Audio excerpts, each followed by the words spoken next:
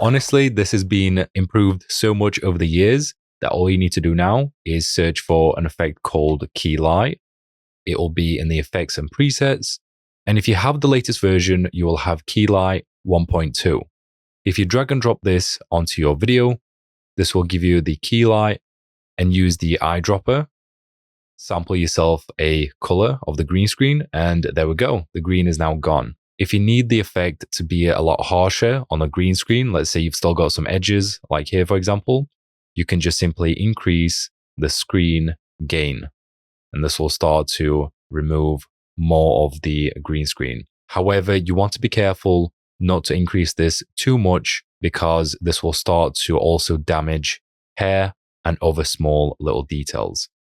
So for this one, I would say maybe 115 should look good.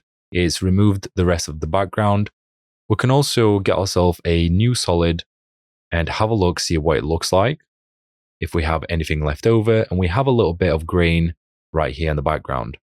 So let's push this up to, let's say, 122. And there we go. It's now completely gone. And then of course, if you wanted to, you can also edit this clip. If you have your green screen at the bottom where you still see your background, you can just press P, change the position, and there we go. You can even use a mask to completely mask out the background by getting yourself the pen tool and getting yourself a selection around the person.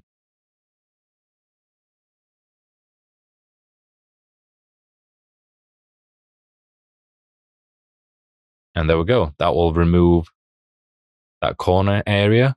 But you also want to make sure that you add a feather onto your mask.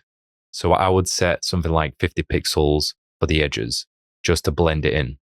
If you want your edges to be solid, and let's say your edges are way too soft, like this, for example, you can also drag and drop a key cleaner underneath the Keylight.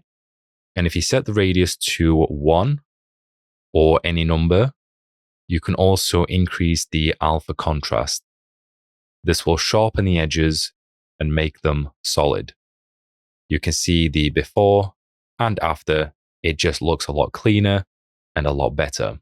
Now, if you also need your image or video to be sharper, let's say the quality is a little bit blurry, you can also drag and drop a unsharpen mask. This is honestly such a cool effect because if you apply it onto your video, you can set the amount to, let's say, 60, and this gives you that nice sharpness onto your video, and it just brings back that clarity. You can also increase the radius, and this will apply it a lot more onto your image. You can see the before and after.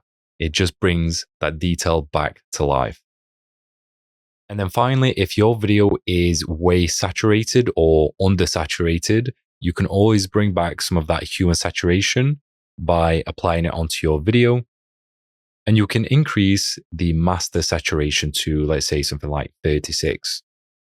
Now, if you're someone like me, where in the video you can see a lot of redness in the face, what you would need to do is you would need to also switch to the red colors only, which will focus on this specific color. And we can decrease this by setting a minus, let's say 22. And this will just reduce the red colors and focus on everything else.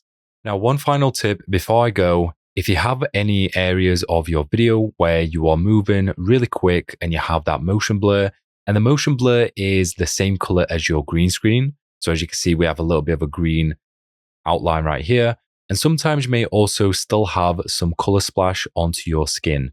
As you can see, it's looking a little bit green right here. Now, what you can do to fix this is you can search for an effect called Luminar Color. You can apply it onto your video. And if you scroll down on the curves, you can scroll down to the hue versus hue. If you select the color of the skin, which best matches the overall skin color, you can change the actual hue right here by left clicking. And then if you drag this up, you will notice this will remove some of that green color splash. as you can see, before and after. And yeah, that's pretty much it. That is how you remove a green screen in Adobe After Effects. If you like this video, you may also like this next video up on the screen. But until next time, I'll see you all in that next video. Bye.